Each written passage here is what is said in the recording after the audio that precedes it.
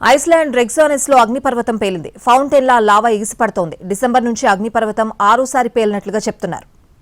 Iceland రెగ్జానస్ ద్వీపకల్పంలో మరోసారి అగ్నిపర్వతం బద్దలైంది. దీంతో భారీగా లావా ఎగసిపడుతోంది. 4 కిలోమీటర్ల మేర లావా ప్రవహిస్తోంది. లావా నిప్పుల ఫౌంటైన్ను తలపిస్తోంది. దీంతో దాన్ని చూసేందుకు భారీగా స్థానికులు ఆ ప్రాంతానికి చేరుకుంటున్నారు.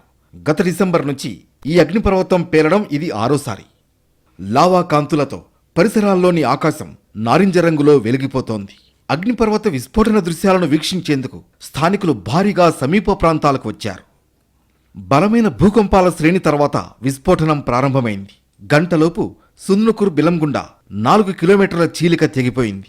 ఐస్లాండ్ అధికారులు విస్ఫోటనం ప్రభావం స్థానికంగానే ఉందని తెలిపారు. అయితే జనానికి ఎలాంటి ఇబ్బంది లేదని చెప్పారు. లావా ప్రవాహం గ్రిండావిక్ పట్టణం వైపు వెళ్లడం లేదని చెబుతున్నారు నిపుణులు.